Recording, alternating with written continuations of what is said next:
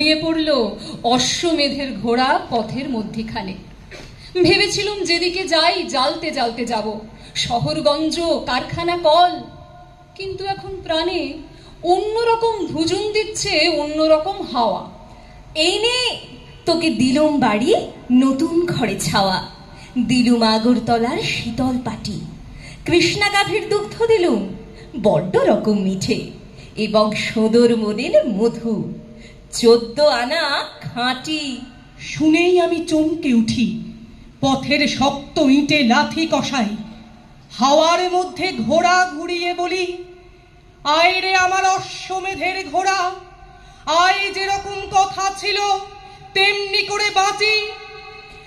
আয় রে আমার অশ্বমেধের ঘোড়া, আয় যেরকম কথা ছিল তেমনি করে বাঁচি।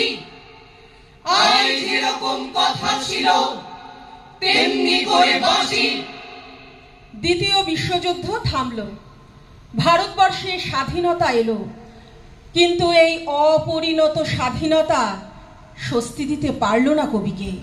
আশা ছিল শান্তিতে থাকার, আহা ব্যর্থ হলো সেই আশা। যেহেতু মস্তিষ্কে ছিল তার মস্ত একটা ভীমরুলের বাসা। এবং সাদা যে কালো নয় নীল কিংবা লাল, যেহেতু সে তাতেও সংশয় লালন করেছে চিরকাল। সুতরাং শান্তিতে থাকার আহা ব্যর্থ হলো সব আশা। মস্তিষ্কে অবশ্য ছিল তার মস্ত একটা ভীমরুলের বাসা। একটা চক্ষু কাজ করে না, অন্যটাতে দেখতে পারি জংলা বাগান, নির্জলা মাঠ, বাজপরাতাল গাছের সারি। একটা চক্ষু কাজ না করুক, অন্যটা ঠিক দেখতে পারে তাসের বাড়ি ভাঙছে কারা, ভিড় জমেছে খালের ধারে। মিছিল এখন মুখ খোলে না, সব দরজায় আটা কুলুপ। কিন্তু মনে হয় না যে তার জন্যে ওরা দুঃখিত খুব। যে চোখ দিয়ে দেখছি এসব, সেটাও বন্ধ করব কিনা ভাবি, শুধুই ভাবতে থাকি, কিন্তু কিছুই ঠিক বুঝি না। এই প্রেক্ষিতেই উঠে এলো 1971 সাল। শিশু স্বাধীনতা কৈশোরে পদার্পণ করেছে তখন। যে আশা নিয়ে একদিন ভারতবর্ষ তথা পশ্চিম বাংলার মানুষ ব্রিটিশ বিরোধী আন্দোলন করেছিল, সেই স্বাধীনতা আজ ব্যর্থতায় পর্যবসিত হলো। চোখের সামনে ঘুরে বেড়াচ্ছে শাসক এবং তাদের সাহায্যকারী শোষকের দল। মানুষ তখন দিশেহারা, রাজাকে প্রশ্ন ছুড়তে পারছে না কেউ, রাজা তোর কাপড় কোথায়? সবাই দেখছে যে রাজা উলঙ্গ, তবুও সবাই হাততালি দিচ্ছে, সবাই চেঁচিয়ে বলছে সাবাস সাবাস। কারো মনে সংস্কার, কারো ভয়, কেউ বা নিজের বুদ্ধি অন্য মানুষের কাছে বন্ধক দিয়েছে, কেউ বা পরান্নভোজী, কেউ কৃপা প্রার্থী, উমেদার, প্রবঞ্চক। কেউ ভাবছে রাজবস্ত্র সত্যি অতীব সূক্ষ্ম, চোখে পড়ছে না যদিও তবু আছে, অন্তত থাকাটা কিছু অসম্ভব নয়। গল্পটা সবাই জানে, কিন্তু সেই গল্পের ভিতরে শুধুই প্রশস্তি বাক্য উচ্চারক কিছু আপাদমস্তক ভীতু ফন্দিবাজ অথবা নির্বোধ স্তাবক ছিল না। একটি শিশুও ছিল, সত্যবাদী, সরল, সাহসী একটি শিশু। কিন্তু সেই শিশুটিকে আমি ভিড়ের ভেতরে আজ কোথাও দেখছি না। শিশুটি কোথায় গেল? যাও যাও, তাকে যেমন করেই হোক খুঁজে আনো। শেষ একবার এই উলঙ্গ রাজার সামনে নির্ভয়ে দাঁড়াক।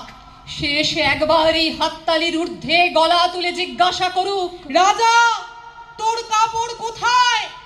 রাজা তোর কাপড় কোথায়?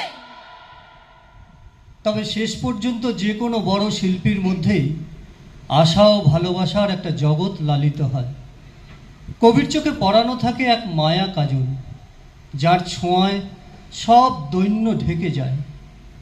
এঁদোগলির পলস্তরা খসা বাড়িগুলো তখন নিমেষে বড় রহস্যময় হয়ে ওঠে। কঙ্কালসার শহরের চেহারাটাও লাবণ্যময় বলে ঠেকতে থাকে। পাহাড় প্রমাণ যন্ত্রণাকে পাশ কাটিয়ে আশার বাণী প্রকাশ পায় শব্দবন্ধে। ও পাখি তুই কেমন আছিস, ভালো কি? এই তোমাদের জিজ্ঞাসাটাই মস্ত একটা চালাকি। শূন্যে যখন মন্ত্র পড়া অস্ত্র হানো, তখন তোমরা ভালোই জানো আকাশটাকে লোপাট করা দারুণ দুর্বিপাকে পাখি কেমন থাকে। অন্যদিকে তুমিও জানো সত্যি অর্থে বাঁচার বিঘ্ন ঘটায় তৈরি হয়নি এমন কোনো খাঁচা। দুই নয়নের অতিরিক্ত একটি যদি নয়ন জ্বালো, তবেই বুঝবে এই না ভালোর অন্ধকারেও আছি ভালো।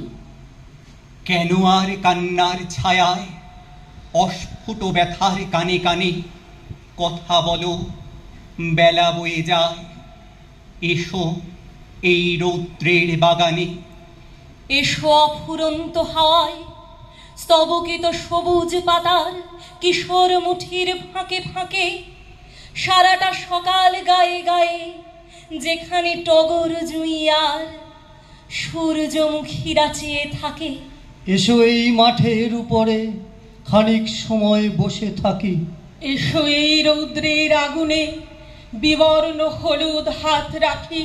এই আলো হাওয়ার সকাল, শোনো গো সুখ বিলাসিনী, কতদিন এখানে আসিনি। কত হাসি কত গান আশা দূরে ঠেলে দিয়ে কত কাল হয়নি তোমাকে ভালোবাসা। কেন আর কান্নার ছায়ায় অস্ফুট ব্যথার কানে কানে কথা বলো, বেলা বয়ে যায়। এসো এই রৌদ্রের বাগানে, কথা বলো, বেলা বয়ে যায়। এসো এই রৌদ্রের বাগানে, এসো এই রৌদ্র